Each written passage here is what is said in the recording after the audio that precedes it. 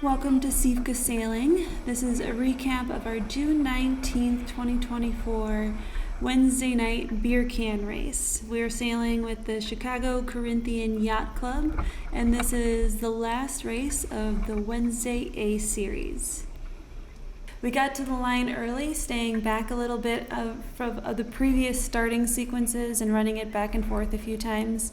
With 2 minutes left, we tacked towards the start and bore off the wind to slow us down to give us more space. We maybe could have luffed a bit more to stay closer to the race committee boat, but there were a few boats right above us, and it was probably fine not to do that in hindsight. All in all, it was a pretty good start. We were neck and neck with 3 other boats that were called over early, so we likely could not have crossed any sooner. I think that we were pinching just a bit after the start, with the other boats getting a quick lead on us before we could find a groove, but also this could have been some dirty air from the 3 boats above us. The first leg of the race is where we fell behind the most. We started off in a decent position, going on what was the favored tack for a longer time, while many other boats tacked early on. By the time we decided to tack back onto port in order to make the mark, many boats were already on the ley line and we had heavy traffic. We were on path to intersect with another boat and thought maybe we could edge out ahead of them, so we started turning up and in turn pinching again.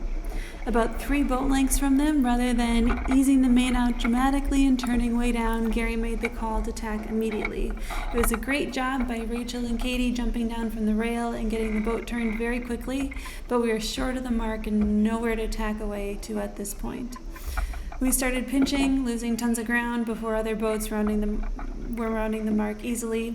This was an easily avoidable situation, even though without tacking earlier to have the starboard line into the mark.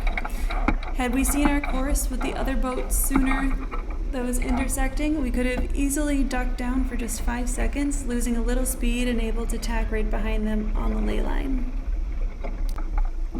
After this mark, we were all a little frustrated and frazzled. We hoisted the kite on the next leg a little late since we didn't have much time to prep, only beginning the pre-feed after we had already rounded the mark. The leg was a reach the whole way. We were sailing too far down to begin it, not knowing just how high we would have to sail to make the mark with the kite. Great job by Rachel by keeping the kite flying under heavy upwind pressure, making the mark by less than a boat length. Rounding the second mark, we turned while quite heavily, leading to an accidental jive of the boom. This was really scary and dangerous, a clear reminder for the helmsperson to be cautious with any turns on downwind legs. After we gathered ourselves, we jived to head towards the next mark. This was our roughest jive. The lazy sheet was still on the winch with pressure, keeping the kite from coming all the way over to the other side. We were able to recover quickly and find a groove fast after this. We jived twice before hitting the third mark, both of which were clean, and the wind died on us. The fourth leg was almost all upwind, with the wind shifting almost 60 degrees by that point, and then what seemed like another 90 before we reached the mark. It was really helpful here when Dima pointed out the wind shift on the boats ahead of us when they had to turn far down in order to remain on the same tack.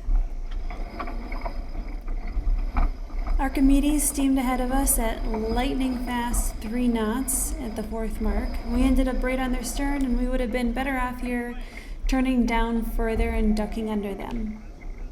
Once we were fully under and able to head them up some, we decided to hoist the kite again on the last leg. Again, a nice reminder of why we douse on port. This leg was almost dead downwind, and we regained some ground on boats like Night Train that didn't fly their kite here. Our angle to the wind here was interesting, with no mark to make except the finish. It was really about just sailing the boat as fast as it could go. We turned up quite high relative to the committee boat, which felt much faster, other boats flying asymmetrical spinnakers seemingly doing the same. The rest of the course was fairly straightforward, with one last jive before crossing the finish. We started heading down in order to reach the pin faster than the committee boat, but it's unclear how much of a difference that made. As for the results of this race, we placed 7th out of 9 boats, and that doesn't include 3 boats that were over the line early. We have a few main takeaways. The last few races, we've had wind dying down over the course of the sail, and this really magnifies any mistakes that are made, with the lead that is gained early on becoming almost insurmountable when the air gets light. Sailing slow loses. While there were some extra tacks and jives in this race, the main driver behind the result was pinching so heavily trying to reach the first mark. Had we turned down sooner and avoided traffic, even at the cost of tactics, we would have been able to be closer to the competition.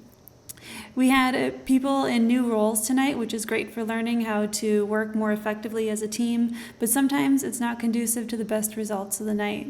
Hopefully there's a lot to be learned and everyone is still eager to try out other roles and get a better understanding of the boat.